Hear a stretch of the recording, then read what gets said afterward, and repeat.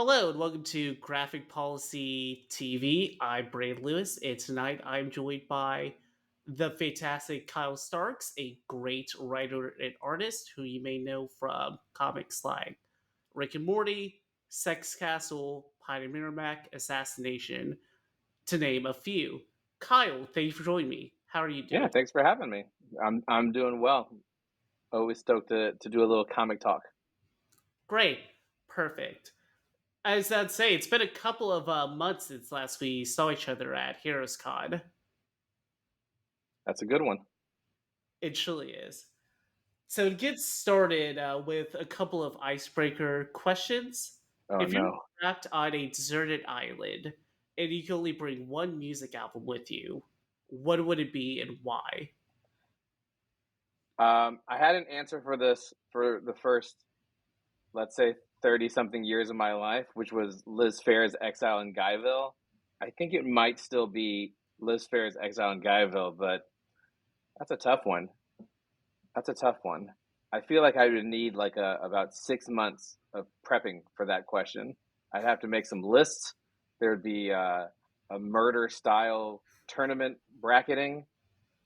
It has to be a perfect album, and there aren't a lot of perfect albums. And some of my favorite, which is to say, there's no skippers, right? That's a perfect album. It's not the best album.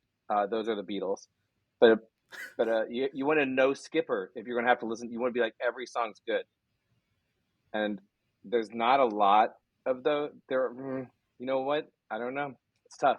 There's ones I really like that are just depressing, so they can't make the cut. They can't make the cut because I'm on a desert island and I'm already sad enough. I would say like Bon Iver's For Emma Wherever You Are is a goat album. That's a sad one. Sufjan Stevens, Carrie and Lowell, great album. That's weaponized sadness. Um, Radiohead, The Bins, which I prefer The Bins over OK Computer, kind of a downer too, man. So I'm gonna go with the answer I would have given you when I was 20 years old, which is Exxon Guyville. Because every time I listen to it, I hear something else. It's a thinker. Every song's a banger. Liz Phair is great, but I would bet at 40. I kind of rediscovered. Like I started for I'd say probably because I'm an old man. I'm 47. For like a good 8 years, I probably only listened to all the music I listened to prior to those 8 years. And a few years ago, like maybe 5 years ago, I started discovering new music again. So I'm very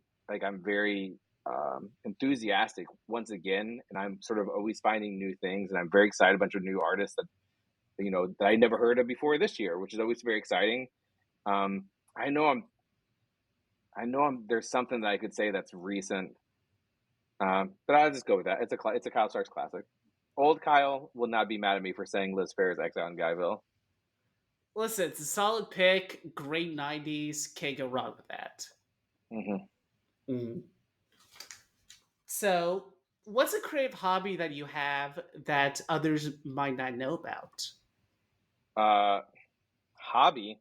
I'm a professional comic creator. All I do is work. All I do is work and try to find things to distract me from work. And I don't know if those are hobbies. That's a lot of mindless gaming. Gaming definitely turns my brain off. Uh, Man, my hobby is literally making comics. I play. I guess video games count, but I don't think they. For me, they're just distractions. Like I don't think I enjoy them. Listen, Um, I game as a hobby. I count that. What type of games? Not ones that an adult man should be playing. I do a lot of Fortnite. I play Fortnite with some peers on Saturday. Apparently, if you're over 40 years old, you're in the 2% of Fortniters. We probably play about that well. I do a lot of Helldivers too. I do a lot of Marvel Snap. Um, those are really it. PUBG Mobile every now and then. I'm not like it. It's literally just like a respite from constantly thinking about work.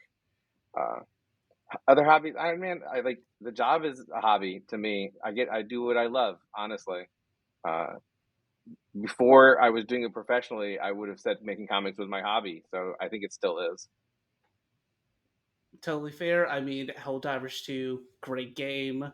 Helldivers 2 rips. Helldiver. It, Here's the thing. I like to shoot things, but not because I'm an old man. Because I think that's sort of the prime like NBA Jam. Mario Kart, GoldenEye, wrestling games, right? Like that was my happy youth. And like Halo was like I was there when Halo happened, and we're like, oh, I love shooting things. I hate PvP so much. I think everyone's cheating all the time, and Helldivers gives me the fix of I'm shooting things and I'm having fun, and nobody's cheating. And I think that's what I like best about it. Plus, it's grab and go. You can easily find a match as well, which probably works with your schedule too. Yeah. Oh, I have a regular team. So we have our regular group, which is always really nice. That's the best way to play any game. Like Fortnite, I play with peers on Saturday. Helldivers, I have two people, and then we usually have like a random. So that's the best way to do those things is to sort of find your community, I think. Nice, nice. AKA people who will tolerate you. That's what we're looking for in this world. Truly, I think that is good advice. So, what's an under the radar project that you've worked on that you feel that more people should look out for? Oh, that's a good one. I would say I know. Oh, I would say the top two underread Kyle Starks bangers. Number one is Mars Attacks that I did with Chris Schweitzer. It's out of Yes. print. It's out of print, so that makes it makes it incredibly hard to read. I'm pretty sure it's on like Hoopla. Um, I think that is still one of my best books um, for what it achieves. If you like Mars Attacks, that's a bonus. If you don't like Mars Attacks, I still think it's a really good book. It was really underread. Dynamite's a weird publisher. They, I think they have an algorithm for how many they know a book will sell, and they don't care past that. So it's out of print. Probably will forever be out of print. Who knows? But I love that book. My number two under the radar Kyle Starks is probably Old Head, which was one of the books that I wrote and through that I really like. It's a weird pitch, so I kind of get it. It might have sports in it. Weird pitch, I get it. But I'm really fond of it for how unique it is and how fun it is. And basically, for listeners, it's about an ex NBA sort of goon player who never achieved anything in his mind, and his daughter, and they find out when they go to bury his mother that they live next door to Dracula's castle and other crazy things. There's a Home Alone at one point in it. Um, I really like that book a lot. I really enjoy that book. Not listen, I just got a check from Image. It came out 2 years ago, so finally, it's a very small check. But whenever you get checks for the ones you like, they're the best checks. But yeah, I'd say those are my two. And if I had to do a number three, I would say Dead of Winter, which was one of my very, very first books, which is based on a board game I like. But you don't need to know that. Ostensibly, it's Rin Tin Tin versus the Zombie Apocalypse, and I think it's a real fun one. And the artist did a good job. Those are probably my three lowest tier ones for recognized readability or whatever. I mean, they're very solid picks. I love Old Head because I'm a huge horror fan, so it was great seeing a sports horror comedy with a family drama mixed in. Yeah, that's kind of what it is. I think it's like Space Jam meets Fright Night. What does that mean? I don't know what it means, but it's It something means a like good that. book. I think it's a good book. I'm real proud of that one. Yeah. So yeah, and Dead of Winter is spooky too. I'm about to do my hey, if you go to the store, like here's some good ones, but they're out of print. You can't get those. I mean, you can get mine, but does the store have Dead of Winter? No, you'll have to special order that. You'll have to. That's an old one. Listen, you never know what you find in comic book stores. That's true. That's true. Truly. So, next up, what's a underrated comic that you feel that people should know about? Ugh, there's a bunch. I'm going to go with like immediately comes to mind. And I know there's something that I'm looking at my shelf. I don't know what's other. First thing that comes to mind is Kaiju Max. Um, Xander Cannon's Kaiju Max from Oni is about a prison for kaiju monsters, like a super. It's funny, it's smart, it's a prison drama. There's a musical issue that does not drop the ball. I think Kaiju Max is a really really impressive. I think there's like three. giant hardcovers. I think it ran for a while, like a real achievement in modern times. I know I have another answer for this. Ugh, that's going to bother me. DP7. You guys know about DP7? I feel like not enough people talk about DP7, and I love DP7. That's from the '80s. That's from the New Universe. Um, that's Mark Grunwald's reality-based superhero comic. Uh, no one's ever talking about DP7. I feel like that's remiss, but uh, God, I know I'm going to think about another one later on because like that's such a good question. But you never. It's just like I never think about things regular enough to be like, here's my answer to that. Here's my answer to that. You know what I mean? But yeah, Oh, Kaiju Max is definitely. good. If you haven't read Kaiju, I know I'm forgetting something. I was saying like I don't think it was underread, but I've been talking a lot about how comics is how we as a community talk about comics has changed so much in just like let's say the last 7 years, 6, 7 years, because I feel like if you go back to like 2018, 19, we had books of the year, unquestioned, like this was the book. So you look at like Sex Criminals, Southern Bastards, Saga. Like for 3 years, it was these were we were like this is the not what did it make you think it's a book? Everyone read it. Everyone read it because we were so hyped about it. And I feel like since then there hasn't really been that kind of those three books, where we sort of universally go, this is good. Have you read this? Like as a community, have you read this? Have you read this? And the book I sort of used for this year, which I think a lot of people read, but it sort of amazes me that it doesn't come up more, is Beneath the Trees Where No One Sees, which I thought that number one alone would just everyone would be talking about this book and kind of there is chatter. There's a lot of chatter, but that's like, is everyone not reading Beneath the Trees Where No One Sees? That's amazing to me. And I have only read the first couple issues. Maybe it gets worse. I don't believe it. I don't believe that it did. But just like that seems like a book that we as a community would be really excited about. But I think we've changed how we talk about comics to the detriment of having a happy community that sort of supports each other. So that's my three. DP7 is one of my all-time favorite series that no one ever talks about. If you were like, what was your Desert Island comic book series? Is it DP7? It's Preacher or DP7, probably. Isn't that wild? I mean, you can't go wrong. It's the Ennis or the Mark, and both of them are Yeah, just Grunwald is my guy. fantastic. Yeah, Grunwald's my guy. Truly. Maybe Monster because that's a long one and it's good. You can't mess with it's long, so I could read it over and over. Yeah, that's a good question. I know there's a, you know, it's funny because like I sort of got discovered. I mean, I did by Matt Fraction, really, and I kind of half joke. I was like, oh, I'm so grateful. Like I owe you. And they always him and there's another guy kind of discovered me too because they found me on the internet when I was nothing, and they're both like the work's good. Like like we didn't do anything. Like the work's good, which thank you. But I think there's so many things out there that are good that no one ever hears about that you ever. It's like it's still good. Um, so I wish I had more answers. I know I'm forgetting something that probably wasn't. I'm seeing the Hotel Odalisque. That was a great French book that no one probably read here, but I loved it. Uh, yeah, there's a bunch of. I would love to see just a list of everyone's answers to that question because I think that's an important one. Because that's the type of stuff. That's the did you read? Did you read? Right? Like Mhm. that's the stuff we get excited about, and not because it's some sort of secret or some sort of gate kept like we're super cool, but you're like, what's something? It's like, oh, that's something I like a lot. You know what I mean? Like it's not something I think that was punished in some way. It's something that I think people should read. So that's a good question. I'd like to see all the other answers. And you will as I continue the series.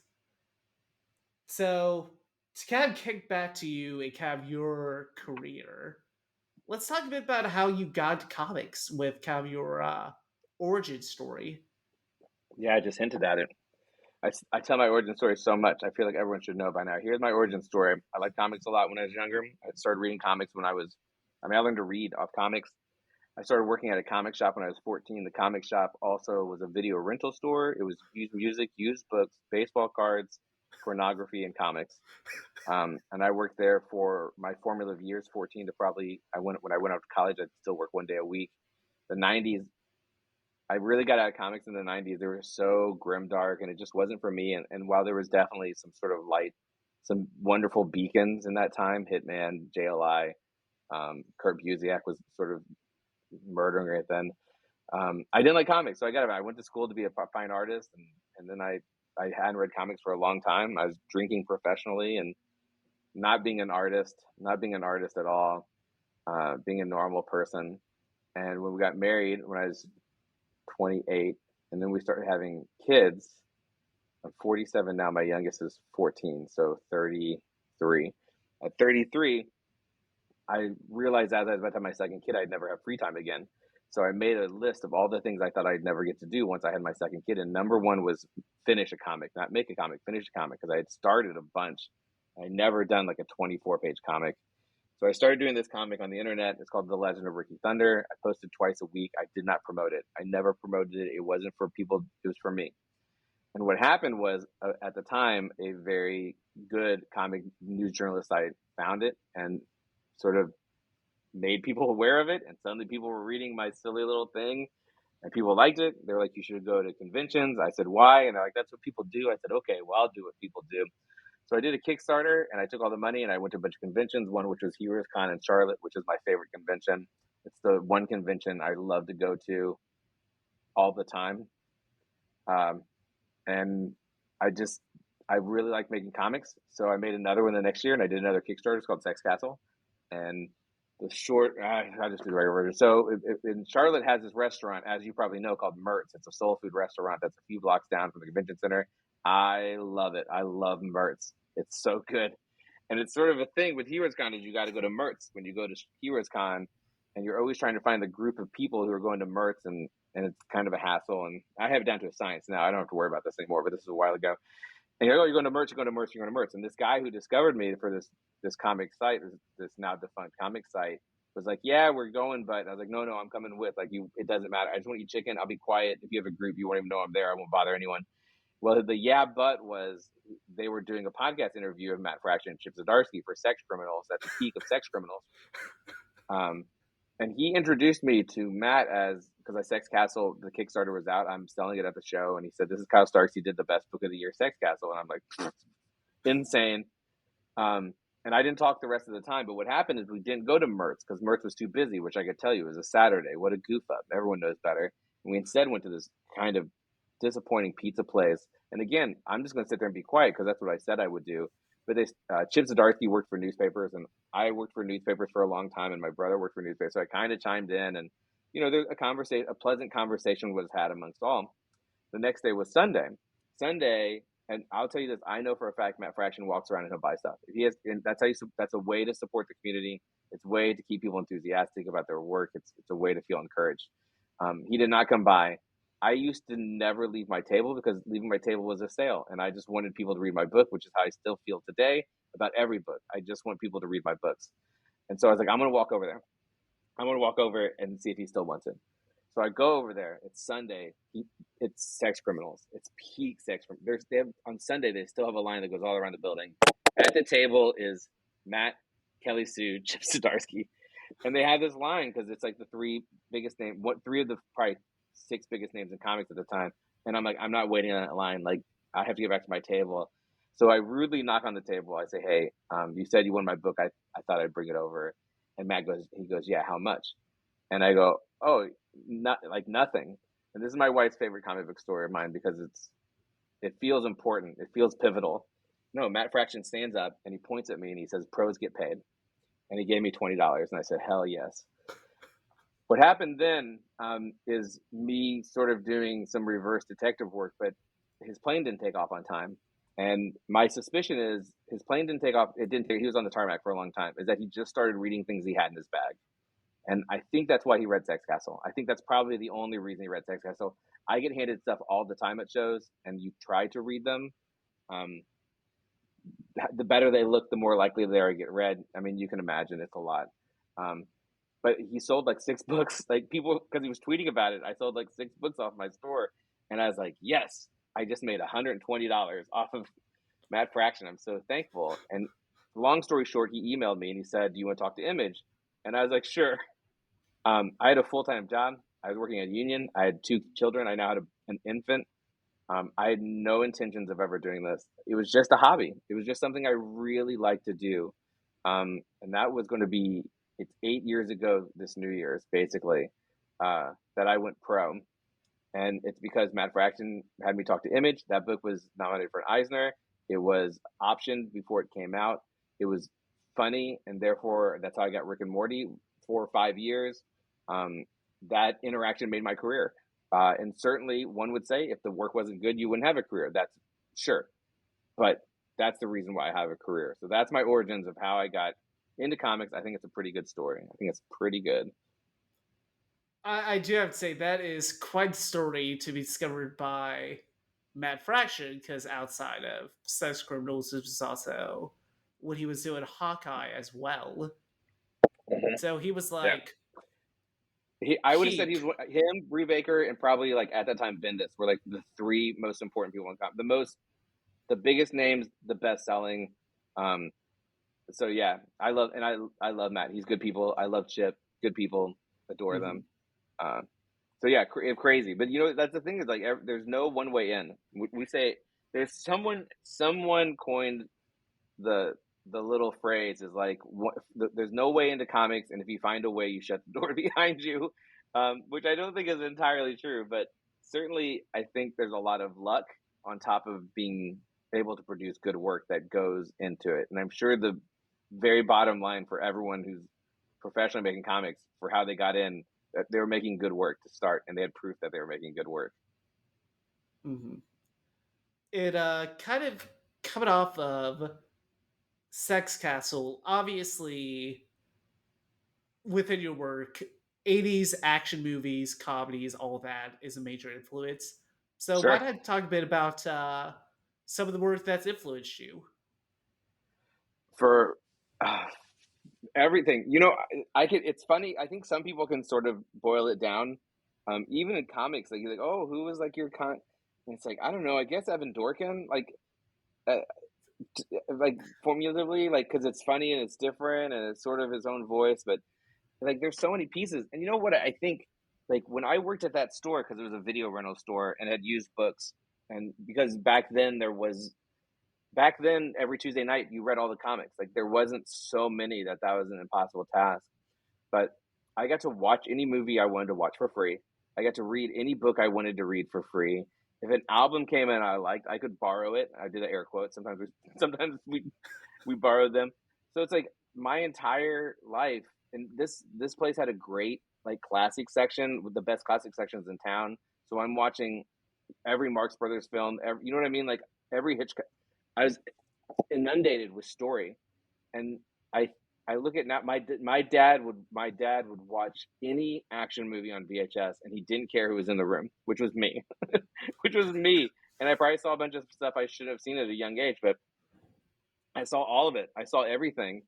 So to be like this, it's like one or two or three things. It's tough. Like book to book, I could probably be like this. This one was formative. Uh, for Sex Castle, 1,000% when I started Sex Castle, the reason so the first book I did because I think for me I have to kind of trick myself because I want to make the thing that I wish existed, right? And that's what I learned with the very first book, which was a wrestling comic. And at the time there were no wrestling comics. That's why I did it, because I wish there was wrestling comics, so I made a wrestling comic. The reason why I did Sex Castle to start was I watched Roadhouse, which is probably one of my three favorite films because I'm a very classy man, classy, cultured. Anyway, I watched Roadhouse, and I was like, why aren't there more movies like Roadhouse, like tonally, like Roadhouse? And there are now, like Malone with Burt Reynolds is a very good one. And that's what I was like, I'm gonna make another Roadhouse. I'm gonna make my own Roadhouse. But halfway through, maybe less than halfway through Sex Castle, I wasn't doing Roadhouse anymore. I decided I wanted to make the greatest '80s action movie of all time, and it becomes that. But I think if you look at it, you're like, oh yeah, I can see the Roadhouse. Shane, the classic cowboy story Shane. So like I could do for each one, but like overall, it varies. You know, after Sex Castle, I did Kill Them All. Kill Them All is very influenced by John Woo movies, but also it's full of ridiculous, dumb stuff. And where does that come from? I don't know. I don't know where the humor or the heart comes from. I can't. I couldn't put my finger on it. Um, Assassination. Like I was watching a lot of Korean action movies at the time. I could see it per Old Head definitely has Fright Night to me. Like it's very Fright Night influence because it's about it's about monsters, but it's also about sexuality, um, sort of toxic masculinity, and I think that's what that movie is about to me. So I could do it per, but overall, like I watch everything. I love story. I love hearing stories. I love watching stories. I like reading stories, and I think all that stuff folds up. Um, but certainly project to project, not that I go, oh, I always want to like, oh, I want to make this, but I'll see something, I go, I like that. You know what I mean? I go, I like that. I want to see what my version is, or it inspires an idea. Sometimes I'll go to watch something and I'll misunderstand what they're saying it's about, and I'm like, oh, I like the story I had before I watched that story. You know what I mean? So sometimes you go, what was it? What was that influenced by? It's like, well, I think everything's influenced by a lifetime of me critically consuming media. But sometimes it's me going, oh, I thought this movie was about this, and it wasn't. Why didn't they make this? Why didn't they tell this story? And then I do that one. Yeah, I mean, basically, you're taking these kernels that pop up in your head as you're engaging with this media and trying to go in your direction with it. Right? Yeah. Or you Okay. go, I want to do a mystery, and then it's like, well, what's a mystery? It ends up being Six Sidekicks of Trigger Key, and it's like, well, what influenced that? You know, honestly, Once Upon a Time in Hollywood, I could do it with all of them. Chris Schweitzer liked. We saw Once Upon a Time in Hollywood once, and you could see he really liked this idea of sort of going through time and having a bunch of movie stuff, and that's it. Like I can kind of do it for each one, um, and sometimes it's like Where Monsters Lie. Where Monsters Lie is about a gated community for slasher films. It's like that's dude, that one's like it's influenced by a bunch of things, right? Because it's just a bunch of very recognizable archetypes, and those things aren't what it's about, but they certainly fueled it. You know what I mean? Like they were on the burner. Hmm. Hmm. Yeah. So, what makes a Kyle Stark's character? Mm, that's a good question. I don't know if I'm the person to answer that. I feel like maybe someone who likes my work is the one who should answer that. I'll tell you.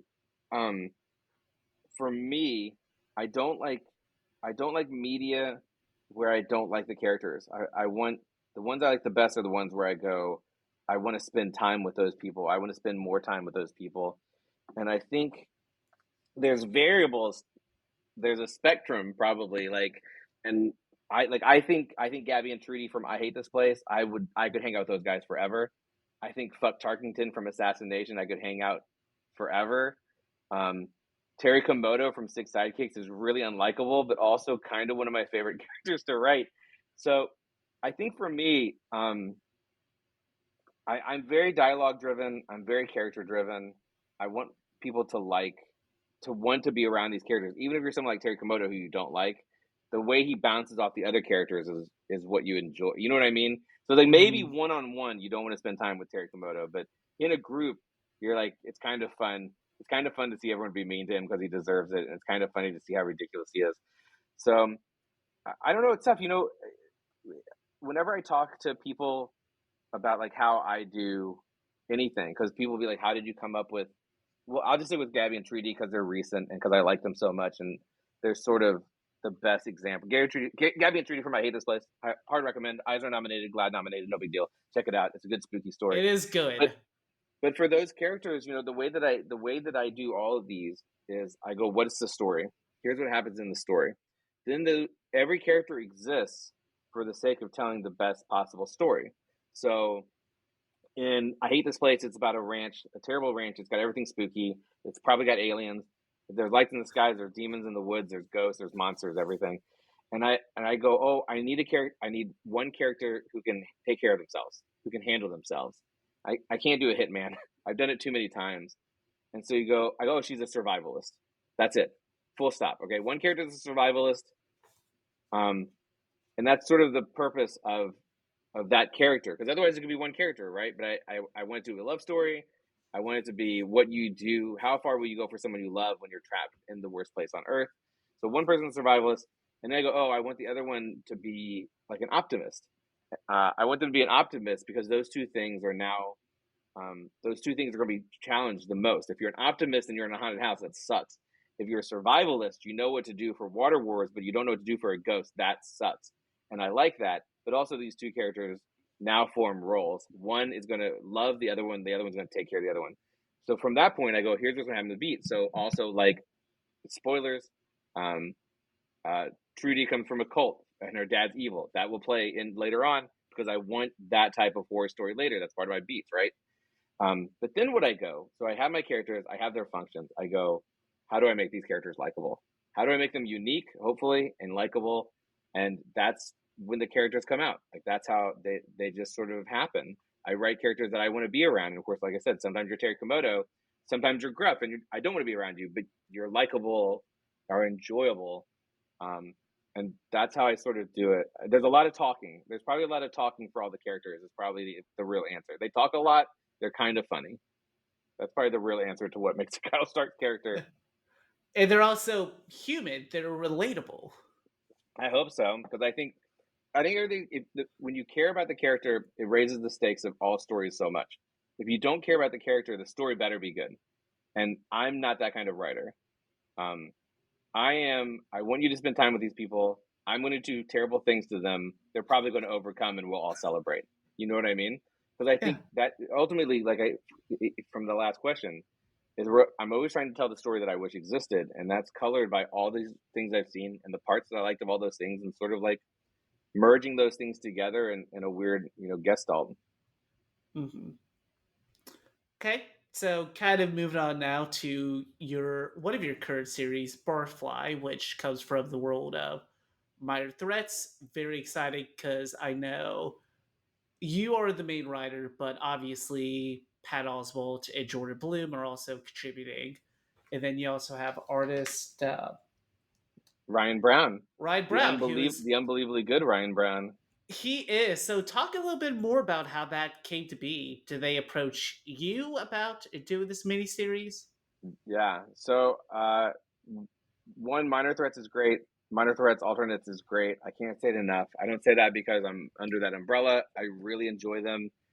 I think in a time where sort of deconstructionist meta superhero stuff is doing so well, Invincible, The Boys, Minor Threats is good. It's really good. It's really smart. It's really fun. Patton and Jordan made something great. Tim Seeley's Alternates is so good. It's got a character named Crab Louie. Love Crab Louie. Anyway, getting that out of that because I really think it's good. This is a have you read? Have you read? I don't think enough people are have you reading Minor Threats, and that first trade is great. The first that alternates is great. We're doing something. Ryan Brown is such a good artist. It's worth getting Barfly just for his art. So here's what happened: is they're going around. They're talking about the alternates. Patton, and Jordan. They're talking about the alternates. They're talking about Minor Threats on podcasts. People are going, "Oh, who else would you like to work with?" And they're saying Kyle Starks. They're going on podcasts. They're saying Kyle Starks. People are texting me. Patton Oswalt was talking about you on this podcast last night. They were talking about you on this podcast. I was like, crazy. We have the same editor, so if they want to get a hold of me, they could. And I was like, you know what? I'll just email my editor. I was like, what's going on? I hear they're talking about me. They're like, yeah, they want you to do the next book in this Minor Threats universe. If you were interested, I'll tell you right now, not really. Like, to be honest with you, to work on someone else's universe doesn't interest me a ton because I'm doing my own universes. But I was like, I'll have a conversation. I'm always open to a conversation because I could be convinced.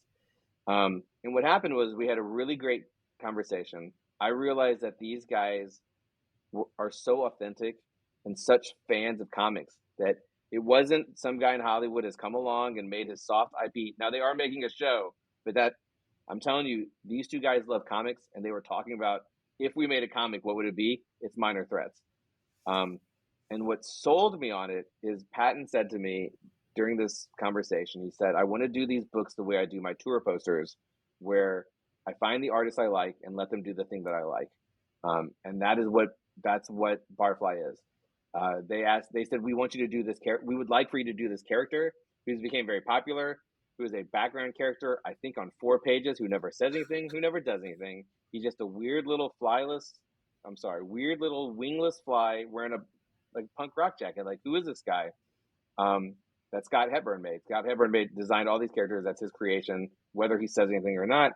And I wrote a story that I had an idea for this character, based on my own, love for the history of comics, of superhero comics and henchmen.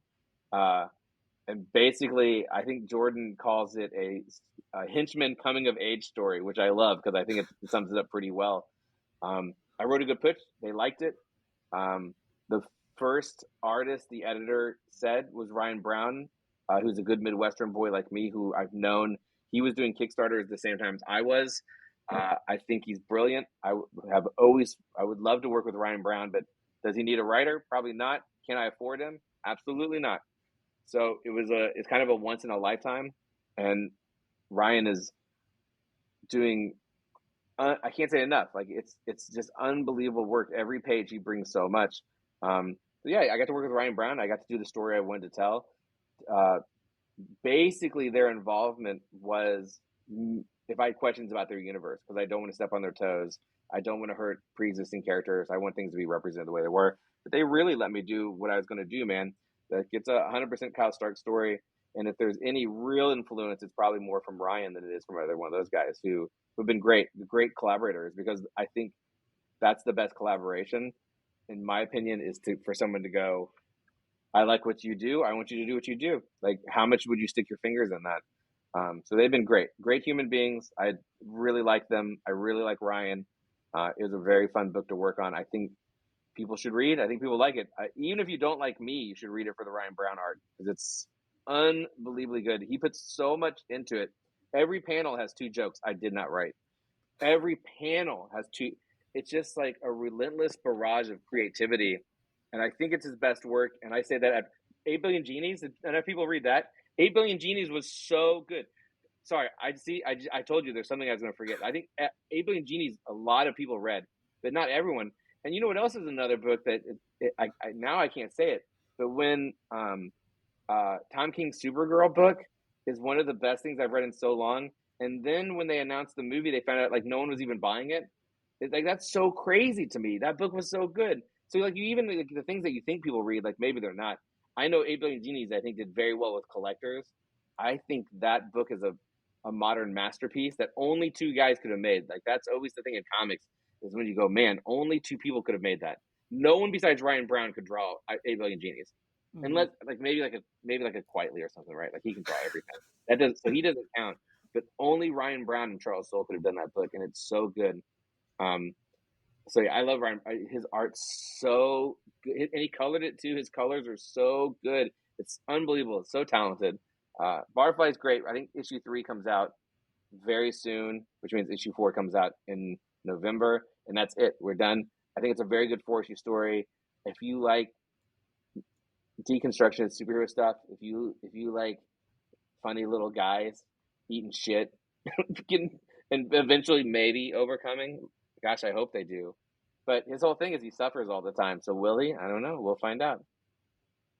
Yeah, and I think that's a great way of describing it as a henchman coming of age because me personally, I really do love those type of characters in comics media. Like I'm a huge fan of AIM and Marvel, and obviously I can see the Yeah, Monarchs henchmen from Venture yeah. Brothers as well with You this. know who I thought of? I thought of the Moloids. The Moloids is who I really because Yeah, he's just like, yeah, he's like some yeah, bug guy made these bug henchmen, and so it's very much like Mole Man, uh, and the Moloids. So that's yeah, the thing that Minor Threats does that's so interesting is it does these things, these recognizable things, and but what it does is it gives you this perspective, which I'm not going to say you've never seen before. We've all seen henchman stories. The Venture Brothers one is you can't touch that. Like all the stuff with those guys is so good. But I was like, well, we haven't seen one from the sort of like the Moloid, like the Moloid perspective. And sort of, I have a lot of dad issues in my stuff. Like certainly there's daddy issues because I think as a henchman you would have dad issues. yeah, Um, and to sort of see like what happens when you're not a henchman anymore. Like you were created, you exist to only do one thing, to serve. And it's like, well, with enough time though, you have to try to figure it out. I just thought it was very interesting. And all the Minor Threats books do that. Is they take this thing and they go, but look, here's a very human like perspective on it. What if you were a D-list villain and Batman's mad at you? You know what I mean? Like, what yeah. is that? That's Minor Threats. What if you're a middle of the road superhero who is sent to another dimension and are a god for 5 years? You're vertigoed, if you will. And then you come back, and that's the alternates. It's like having to deal with this at one point in time. I was greater than I am, and now I'm here, and it sucks. Like, what is this? They're very human, and that's what I like about it. As it, from a deconstructionist sort of meta superhero angle, which I love. DP7 is that. I mean, that's literally what I just talked about DP7 a second ago. Like that's literally what DP7 is. And I think it's always something that longtime comic book fans we love it.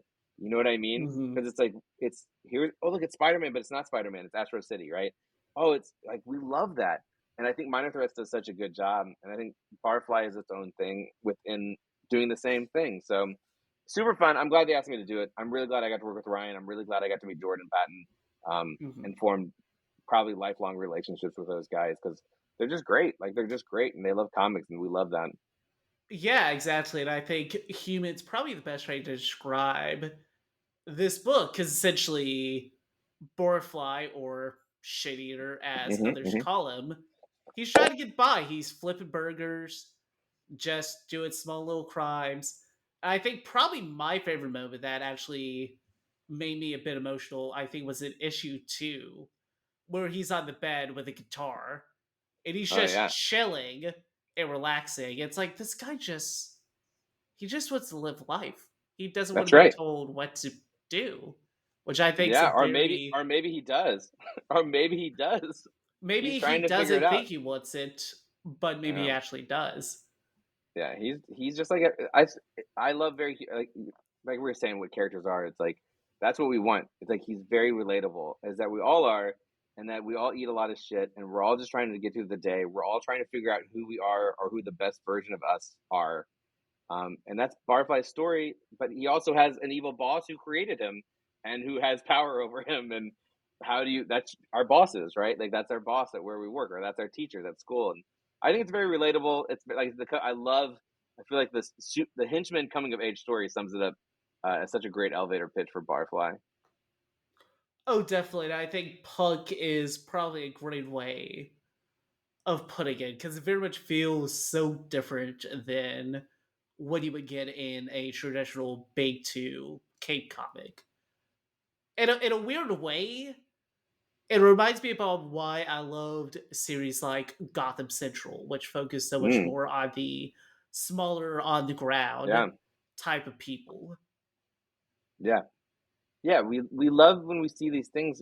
I mean, think Marvels by Busiek, and I mean, like there's a history. We just love. I do, and I think people who love superhero books is like we love seeing a different take on it. And I think all the minor threats do that. All Firefly alternates and minor threats itself. It's like a slightly different perspective into these worlds, and I've always liked that. Astro City does a great job of that. But even Boys, even just the TV, if you want to look at the TV show, The Boys, like does a great job of here's the same thing we've seen a million times. And I don't mean the gore or the adult, but I just mean but look at it from the position that you're Superman. You know what I mean? Like, but you're evil, sort of, pretty much. It's just different. So I think we like that. I think we like seeing things just with a slightly different perspective. I think that's a historical thing. So again, I don't know. People should read all those books more. Go on Hoopla, read the alternates. It's so good. It Tim is Seeley's good. good. It Crab really Louie, man. is. It does. Crab Louie is like the breakout character of 2024 or three, whenever that book came out. We can He's make it Swamp happen Thing, but he's again this crabs. year. It's fine. Yeah, he's in another one. Gail Simone's doing a Crab Louie. Can't wait. That's so good. Okay, and so also too, you did the young adult graphic novel Karate Prom, which is such a catchy title that instantly Hmm. grabs your attention. Because I remember, I think it was when you were on. I think it was when you were on off panel and you pitched it. I'm just like, I need to know more about this comic now. So talk a bit more about how that came to be. How Karate Prom came to be? Yeah. I wonder what that was. Here's so Karate Prom is one that has an actual story for how it came to be. Um, Over the pandemic, when the shutdown was March, which means there was no free comic book day, and a lot of people in the industry I think were sweating it because there was no conventions, which was money to a lot of us. There was no printing, which was more money to a lot of us. Um, and not having free comic book day felt like such a bummer to me. To even because you couldn't go to a store. I mean, you couldn't do anything. It was May of 2020 or whatever. But I decided I was going to do a free comic. Um, and in my head, I was like, it'll be 8 to 10 pages, and I'll just give it away. It'll be a funny little thing that on Free Comic Book Day you can be like, oh yeah, I still like comics. And because I didn't want to get in my head about it, and I didn't want to have any pressure, aka feeling indebted to make the greatest possible story for a free comic I'm going to give away, I asked Twitter. I said, "Hey, give me titles, and whichever one it gets the most likes is the one I'll do." As it turns out, my best friend and frequent collaborator, Chris Schweitzer, who drew the aforementioned Mars Attacks, who drew Six Sidekicks, who colored Old Head, who colored Rock Candy Mountain, he said karate prom, which is the two greatest words that anyone has ever said in the history of words. And it immediately, there was no question, I'm doing karate prom because those are the greatest words that have ever existed. And what I ended up doing was 32-page comic in 10 days because I loved it. I forgot how much I loved writing and drawing comics. I loved these characters immediately. Um, Don and Sam, who are sort of the immediate smitten karate prom goers. Um, and I did it in 10 days. I just loved it. And I did Pay What You Want for Free Comic Book Day. And I wasn't, it's the only book that I've ever finished and said, I'm not done yet. Like there's more to this story. And so I did two more chapters in secret that I never released, which was Karate After Prom and Karate Graduation. And I said, we'll figure out down the road. Like if nobody wants it, I'll kickstart it. You know, I just made it from such a place of joy at such a bleak time. And what happened was I ended up getting representation with a literature agency. We talked to for a second, and we added, I think, 40 pages. So I don't know how many pages, 180. I think it's 180 pages. It's probably 90 or 100. I think it's 110, and now we're like 160. I think that's right. Um, uh, so so yeah, Karate Prom. That's how Karate Prom came to be. I love it. It's about two people fight bullies at Karate Prom. Someone, again, I love it when someone smarter than me gives like a one sentence like that goes, "This is what it is." And someone said it's if John Hughes did a karate movie, and I'm like, "Yep, that's what I want it to be." It is probably very 80s, but to me, it was just me doing a teen movie, and that's probably just my aesthetic coming along. Um, there's ninjas and bullies, and uh, it is young adult ostensibly.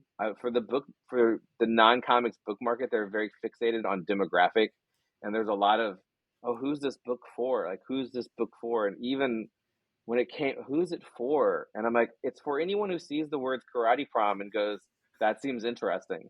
Like, if you see the words karate prom and any part of your soul, you'll like it. Like, you'll really like it.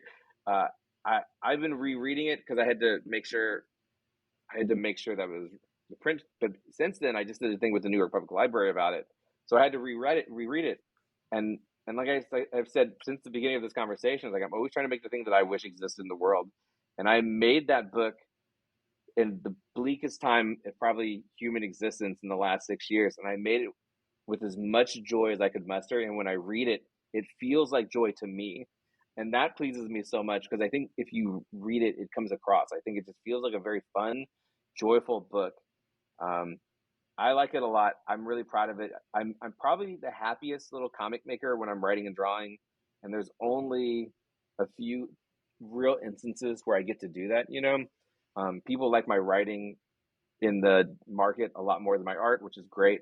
I'm a better writer than I am artist, but I always forget how much I like it. Um, and I don't get to do it very often because I'm writing, and the writing, you can do 3 books at a time, and drawing, which I'm very fast at, still is time consuming in a way that it doesn't probably. I've never sat down and done the but I think fiscally I do better when I write than if I write and draw something. But I forget how much I like it. I have a secret project coming out next year, and um, one of the characters, one of the villains, is a cartoonist. They were a daily comic strip artist. I'm not spoiling anything, and so I'm drawing all the comic strips, like they're evil, the evil person comic strips. And it's the same thing. It's like I always forget how much I enjoy, how much I really, really enjoy not drawing things because I don't like that. but I really like sequential storytelling. Like I really like that, and I always forget how happy it makes me. So for the last 2 days, I've been drawing comic strips, mindless, dumb comic strips, which is great too because there's no pressure on me. It's just sort of the act, the meditation of doing it. Yeah, karate prom is good. If you hear the words karate prom and you go, huh? Go get karate prom. You'll like it. If you hear the words karate prom and go, that seems silly, don't get it. It's not for you. Yeah, I could definitely picture it being on one of those great 80s VHS covers in a video store. Let's hope it's on a great 2020s DVD cover at Walmart. That would be great. Yeah, it's a great dollar bin find, like so many Let's fantastic action comedies are. Again, it's let's just do such it. a fun comic. I gotta ask about what's it like writing young adult? You know, I just wrote my normal book, and I took out anything that was viscerally like violent. I took out the curse words, and nobody has sex that we know that we clearly see. I feel like for me, um, because of my age, there wasn't really teen literature. Like there was a period of time you teens just didn't market to them, and I would say probably up until Hunger Games ish, like it really wasn't a thing. Like, and most teen literature I thought was very condescending. Um, it felt like you're still writing for younger people, but like you put kissing in it or something. So my thing was with this book, it's like I'm just going to tell the story that I like to tell, and I'll take out the cuss words. Like that's it, because uh, uh, when I was 16, I was enjoying adult. You know what I mean? So I think it's like you Hmm. just don't talk down. I don't because I'm always making what I want. I don't know how many like YA things I would do. I can't imagine doing a middle reader thing that just doesn't. That type of storytelling doesn't interest me. But I have a couple more. I would like to. There's like two more that I'd call YA. But you know what's funny? Like even saying this is that my wife was like, "Oh, when are you going to make something the girls could read?" My entire career, and I was like, "Oh, I guess when they're 18, like they can read everything." But I was like, it shows what kind of a prude I am because I'm always like, "Oh, I'm making like R-rated comics. Like they're probably PG-13. Like if we're going to be really honest, like they're kind of there's butthole jokes, but like there's nothing like there's some You're not. violence. It's not like you're showing anything too Yeah, explicit. so it was like they're very adult, but it's like they're probably not. They're probably very teen this whole time. Uh, so I like it more. You know, the book. It's just a different. Making stories is so hard, and doing it for not the direct market, which I'm in. I have some very small notoriety. It's hard to go to the other thing, um, and sort of figure out how to be successful in it. And I did great. I have no idea how many copies it sold. I'll never know. Probably. I hope it's sold out. Mhm. I'll never know though. But uh, so it's like I'm not in a rush to go to a different market again. But I probably have two more that I would like to do. I'd also like to not draw them, which is really the worst part. The hardest part is to find artists. Mhm. But we'll see. We'll see. I got to you know I have the stories I want to tell before I'm dead, and there's at least one that I would say is ostensibly young adult uh, that I might have to draw, but hopefully not. Hmm. So, picture this: you're in high school, you're at prom, Hmm. and you're about to start dancing. Hmm. What song would it be? Would begin before you had the epic karate showdown? When I was a kid, Yeah. what was even it would it smells like Teen Spirit. I don't know what else. Like I'd have to like in 1994. I don't know. It smells like Teen Spirit. I mean, we can I know. Like expand it to whenever modern day. whenever I think of dances for me, I always think of middle school dances because like when I was in high school, I went to a ton of proms, but I was too cool. Like we just went and took our pictures and left, and then did things that teens shouldn't do. But I was like think as kids, and I know it wasn't, but it's like I always think of like the songs that were most popular would be um, like like the slow Poison song about his friend dying, or like like Red Red Wine, or like Like Yeah. just terrible songs. But that's why I think when I think of dances, it's always whatever's playing probably on the '80s greatest hit station. That you know what I mean? Like they're No, not no. but those are they're popular and corny. Um, I think the best answer is everyone's Kung Fu Fighting would definitely be the best song to come on before everyone started Kung Fu Fighting. Obviously, uh, yeah, these are good questions. I need advance to think of like what would be the best song of all time to be playing at a dance before. There's probably some great answers, but I can't do it Probably on the spot. totally fine. I know for me, this was like in late 2000s to early 2010s. It would be Lodestars and Maze because every single dance I would go to, they would always How play was the that track? song. And I'm just Sure. like, You why? know what? You know what else is always played? You know what is also played at probably every dance is Cotton Eye Joe. So I'm gonna actually Yes, change my answer. I'm gonna change my answer to Cotton Eye Joe. Is the song right before the fight breaks out? by the Rednecks. That I don't know version. who does. I don't know who does that song. I don't have that pull. I don't know who wrote it. I know the song. I mean, it has energy. Hmm. It's got a beat. You can Definitely. really fight to it. Exactly. And to kind of close off, let's talk about two of your upcoming books in the works at the moment. So, very Oh interesting. boy. You're actually coming back to Where Monsters Lie, Yeah, coming out extremely soon. I think October 16th. I think October 16th. So, this same day week, Barfly number 3 comes out. By the way, so double Kyle Stark's hitter. Get that we on the record. who would have ever thought? Yeah. So, I when. had 1 week. I had 4 things come out, and I was like, "That's so crazy! Like, how is that real?" And I Mhm. think that same day Kelly Thompson had 6 things come out, so it kind of kept me in perspective. 2 books in 1 week. That's crazy. We're Yes. doing it again, though. Yeah. Sorry, I interrupted your question multiple No, no, times. I it's totally apologize. fine. No, it's totally fine. So talk about a little bit about go back to the little slice of the universe. Yeah, for Where Monsters Lie. Where Monsters Lie is one of my favorite books. When I got the idea, which again is about a gated community for slasher villains, it's to me, it's like where do these guys go in between movies? Like Chucky and his girlfriend have to be somewhere. Someone is getting them groceries. They are probably paying for cable television because they can't go out. And I'm like, where? Just think. Whenever I watch the Saw movies, I think he's not building those traps. He's Someone's got to come in and build these traps. Who's building the traps? I became very fixated on it, and I thought of Wilmhurst, which is in Story, a gated community where everyone goes. They have an HOA they have to follow. Someone helps them out by building their traps for them and helping them plan. And if you get killed, they'll pull you away before the cops can get your body. And I very much fell in love with the idea. But as I said earlier, it's always, well, what's the story? Like this place is very interesting. The sort of dynamics and the logistics of this place, I think, is very interesting too. Um, there's also if the Sawman lived next door to Chucky, like, do they like each other? Is there problems? Like, all that was so interesting to me. And the story was, what if a final girl dedicated their life to killing monsters and they found this place? And the final girl is Special Agent Connor. Oh, what's Connor's last name? I don't know. Connor something. He's cool. He's got a cool haircut. Anyway, that's going to bother me. I don't know my character's last name, but you'd be surprised at how often I don't.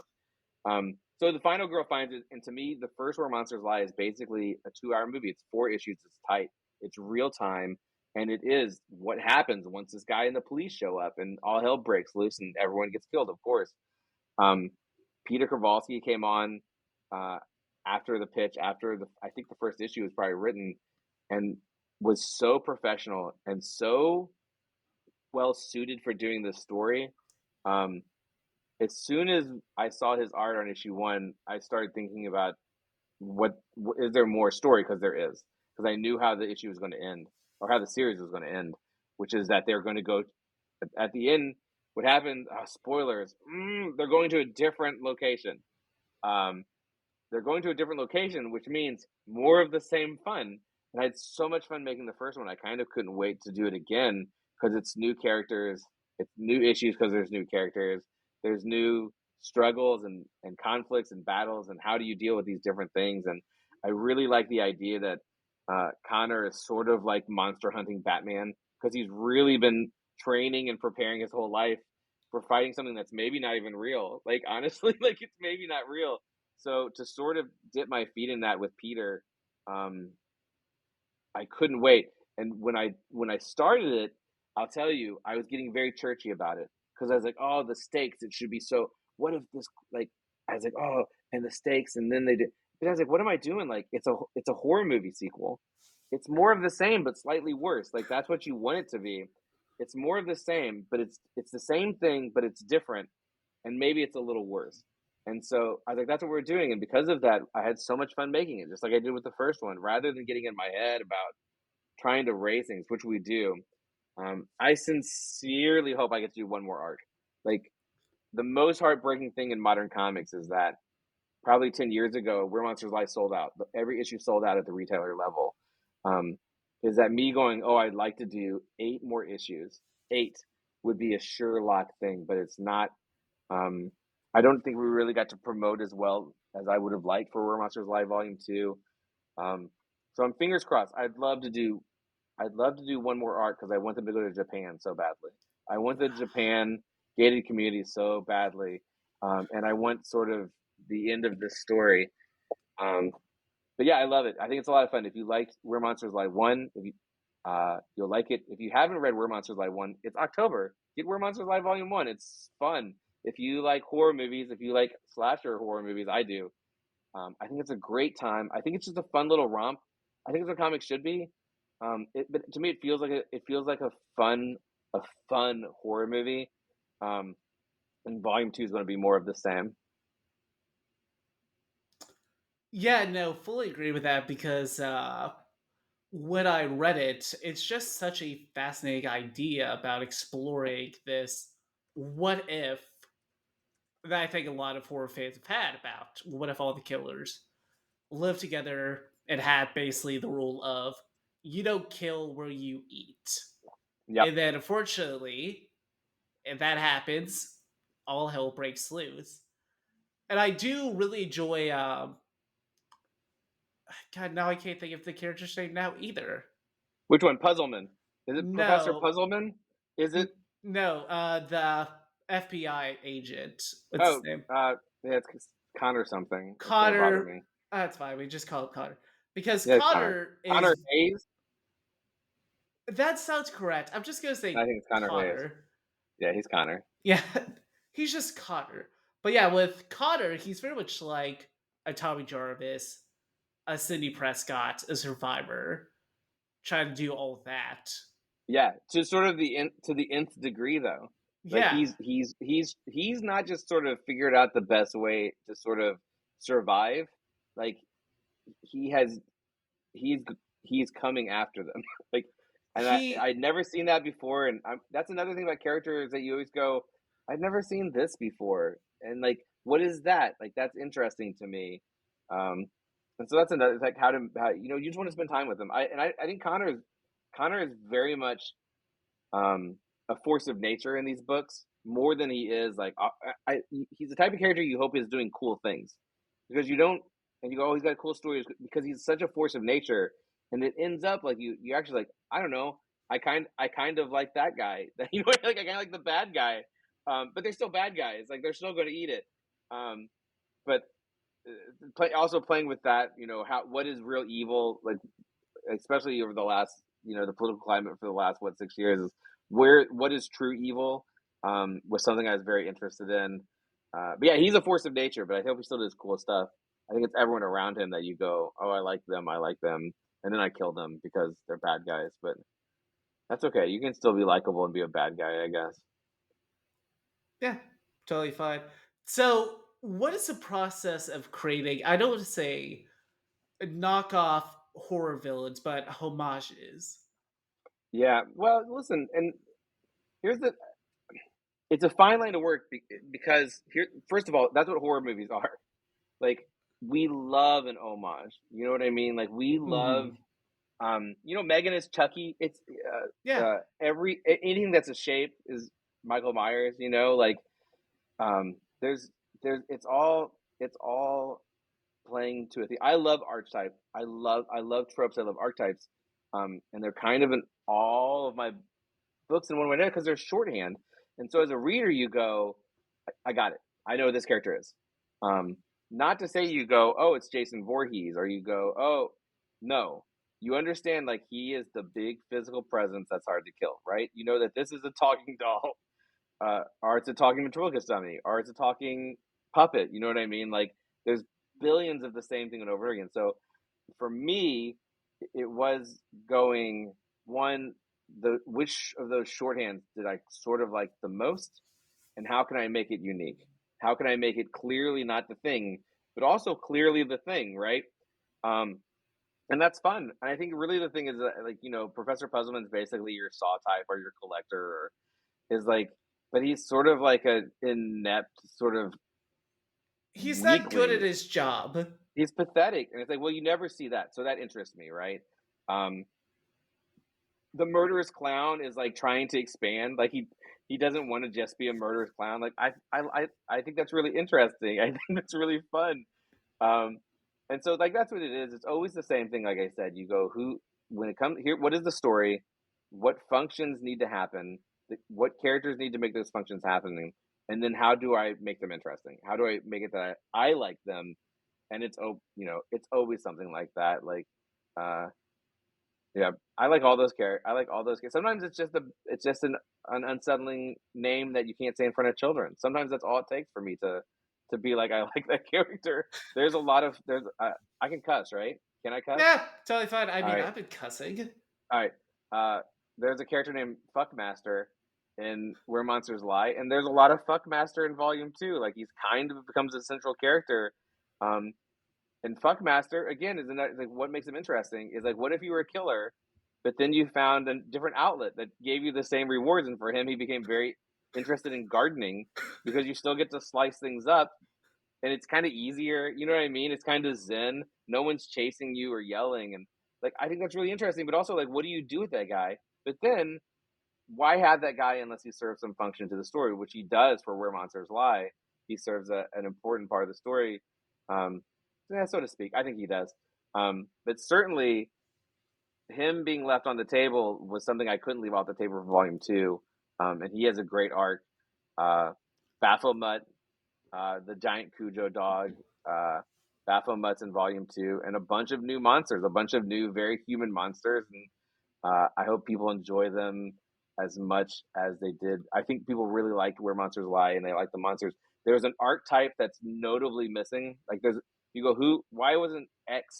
Um, why wasn't X in Volume One? Because I think if you were like, you did like, who are the best? Who are the greatest slasher movies? There's one guy who's clearly not on there. Well, he's in Volume Two, and I love him. Like I adore the character. I adore the solution, how Connor deals with them. I love it. Like, and it's just more fun. I liked Where Monsters Lie a lot. I think people really liked it, and we tried to do the same thing for Volume Two. We tried to bring the same energy and fun. Mm. So I forgot, in the first volume, where was the community located again? Who knows? I, Who knows? it's called Wilmhurst. It's called Wilmhurst. I do not, as a rule, I sort of have old DC policy. I don't like saying where things are. I really don't like it because I want it to feel like you go, oh, I know where this is. It could And be so if it's a there. Yeah, yeah. If it's look, if it's a big city, we don't need to say it's New York. We don't need to say it's Chicago. We don't need to say it's Philadelphia. You know what? I don't like that, um, because I think having sort of a generalized location means it could be where you are, and we take ownership of that. Um, so always, whenever I see small town anything, I love it because like I'm in small town Indiana, and I Mm. like things set where I am. So where's Wilmhurst? It's right outside of wherever you live. That's where Wilmhurst is. Yeah, plus it goes into every great horror tradition, like Halloween. Haddonfield is basically every small town. Elm Hmm. Street's basically any street that you live on. Yeah. It's that relatability, that Hmm. fear It could be of happening where we are. exactly the unknown Yeah, in that regard. yeah. I The unknown, but it's the unknown in within familiarity, right? Like it's your street, exactly. it's your neighborhood. Yeah, Yeah. I do. I would think it would be interesting if you were to go on for even more than 3 volumes to go to fingers different. crossed. We will will this to existence with Yeah, let's manifest it right now. exactly. definitely channel or integrate Morrison. But I do think it would be kind of funny if after the following third volume, you just go to a different location each time. Here's what I'd like to do. If I get three, I got exactly what I wanted. I did there'd be the full story in my head, right? The full story I have. Mhm. And if they said we're gonna let you do one more, they're going to space. I mean, there's obviously they're going to space. Yeah, exactly. That is the No. horror Hmm. crown. It's the jump the shark moment. You go to space. So if I do 4 volumes, I probably will not. I I am I know how modern comics are. I hope I get to do a third one quite badly, but if I do a fourth one, I'm going full jump the shark. Full jump. They're Hmm. going to space. They're going to space. Exactly. Much like Mhm. the Amityville franchise, you would go to No, space. Leprechaun, Jason. Listen, everyone goes to space when they got no other ideas. Well, you say that, but Chucky is currently at the White House. Yeah, So good you for him. can. Exactly. Okay, and to kind of wrap things up, let's talk about your other new recently announced series, Those Not Afraid. Oh yeah. Those Not Afraid is to date my least humorous series. I think, though probably it's probably still a little funny. I just don't know if I can help myself. Is about two serial killers find that they are in within reach of the state record for murders and and start a competition to see who can break the record first. Which sounds very funny, I think, but it's not. I love true crime. I love horror. It's really me doing a love letter to my fascination with serial killers and true crime. Um, and so, by the nature of it being that, I think it's less humorous. I have another book that's going to be announced, I think, soon with Dark Horse, which will not be funny at all. Which is not me stepping away from my humor roots, but I feel like I like to tell when you do horror, you want to do horror sometimes. You know what I mean? Like my creep show story was not funny at all. I don't think. Maybe a little bit shit because it's got charming kids in it. I don't know. Um, uh, but yeah, it's. I think it's good. Patrick Piazzalunga is the artist. He has a very unique style. It's very stylized. I think it has a very interesting look. I think the characters are interesting. I think if you like that stuff, which a lot of people do, I think they'll. I hope they enjoy it. I'm optimistic. I think it's pretty good. Those Not Afraid. Those Not Afraid comes from a Richard Ramirez quote. Richard Ramirez was the Night Stalker who terrorized California, and is there's probably lesser known, more terrifying than guy's the Night Stalker, but he's high on my list for super scary serial killers because he would just go into people's houses willy nilly. But after he got caught, he said a quote. I'm not going to do the quote correctly because I don't have that memory. It was something like anyone has the power to take a life, but it's only those who aren't afraid who actually do it. And that's such a chilling thing to say. And so that's what this book is about. Is about those people who are not afraid to take a life, and why are they doing it, and who are they, and are they friends? Are they enemies? What's going on? Who are the people around them? I think it's a great little small town serial killer romp, as we've all loved, we've all come to know. But I think it's unique and different, and I don't think there's a lot of stories like it. And I think if you like horror, true crime, I think you will really enjoy it. Most definitely. And I do think it's very interesting that you have been really embracing My spooky side. your spooky side. Because, I mean, with Old Head, obviously, is one of the big ones, and even stuff like with Yeah, I I Hate hate This this Fucking place Place. where monsters lie. I had a story in Creep Show, which was an Eisner nominated book. I'm Creep Show. What I did with Frank Galan, who's brilliant. Where monsters lie. I feel like I'm missing one. I feel like I'm Pine and Merrimack. Pine and Merrimack's Pine and ostensibly a Miramac, you horror have book. that, and then even Yeah, with Mars Attacks as well. yeah. Mars Attacks, Dead Dead ostensibly. of Winter. I don't know how much those lean into sort of. I mean, It's still there. It's in the I bones. would say definitely around the time old because old head to me is like it's not.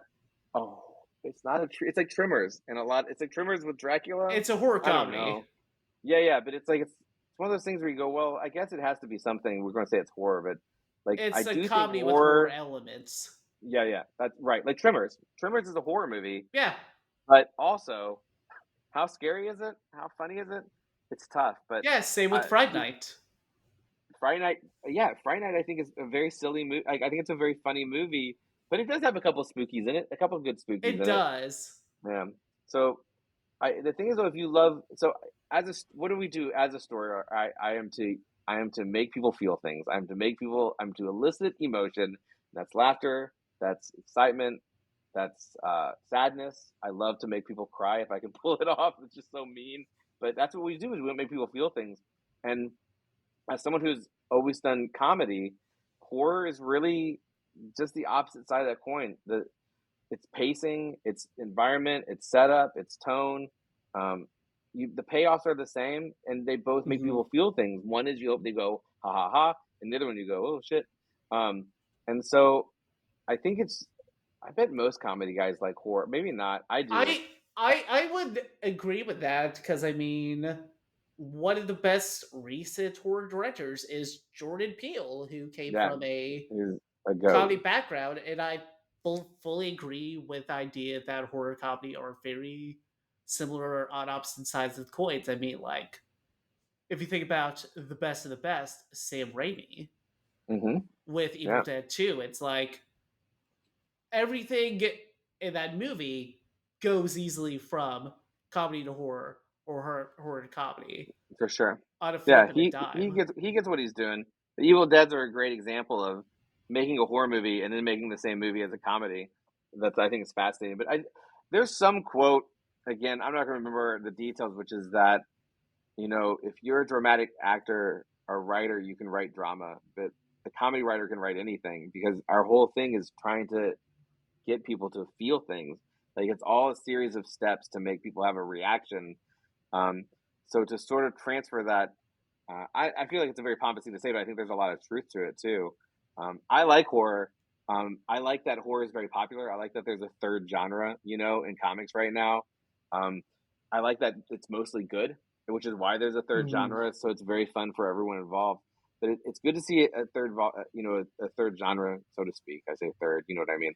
Um, they're good and they're fun, and I like horror movies. Like right now is like one of my favorite times of the year, though increasingly more frustrating because now I've sort of seen everything and sort of like hunting for good spookies. But I'm always seeking out, like I'm always seeing what people are suggesting. I'm always watching things, and I don't think I watch as many movies, period, as much as I do in October, just because I love the spooky movies, um, and I like telling these stories. And I think if you're I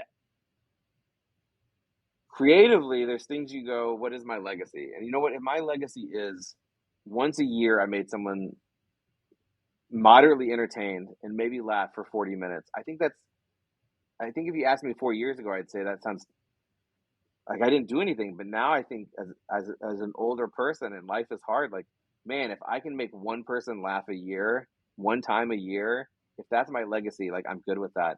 And so there's a point where I was like, I'm going to steer away completely from comedy, because I want to be, respected creator. I want to be, and comedy is a bad word in comics. It 100% is. It doesn't sell as well as other things. There's not very many people who do it well, which hurts the people who are doing it well. Because why would someone read it if it's mostly bad? And um, I was going to step completely away from it, and I was like, no, I'm just going to do the stories I want to do, and if they're funny, they're funny. I hate this place was going to be, to me, straight horror, and it was nominated for best Eisner publication. Like it's unavoidable. I was like, I'm just going to tell the stories I tell because I like how I tell them.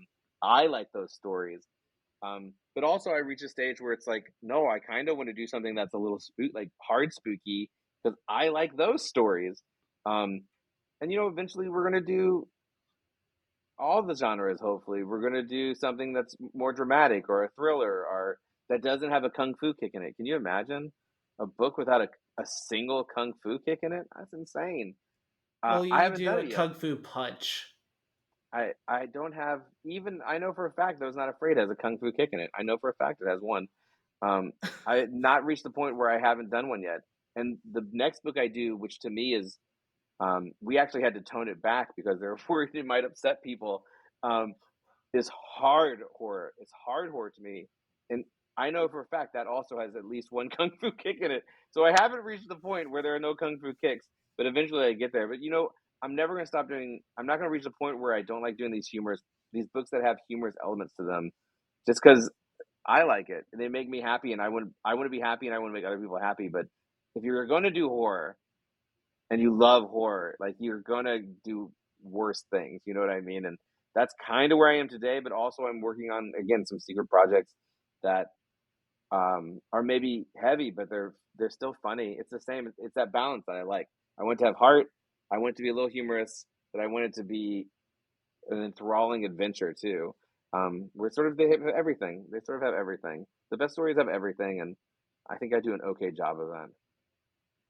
Most definitely. And I think that's probably one of the reasons for your success is just sticking with your creative gods and really not changing who you are as an artist to fit the audience and let the audience find you. Because I know from my experience, talk with other people who are a fan of your work, they always buy your stuff. They already know. It's Yeah, like, yeah, it's like they know what a Kyle Starks book is. They know what to expect. They enjoy your work, even when it zigs and zags. And I think that's yeah. a, That's what we're hoping we don't zag too hard. But some things aren't. Is not not everything's for every. Even my favorite author.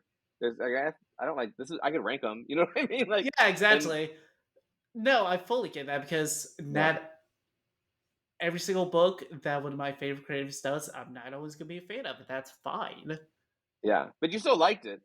Yeah, exactly. Yeah, I have not honestly, I've not read a bad book by you yet. that's very kind. And I would say over this Peacemaker helped a lot. I Hate This Place helped a lot. And I think Where Monsters Lie did too, to an extent, because I think it sold really well.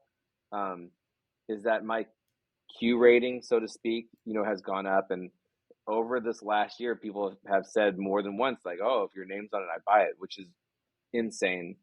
It's an insane thing to think about anyone saying that.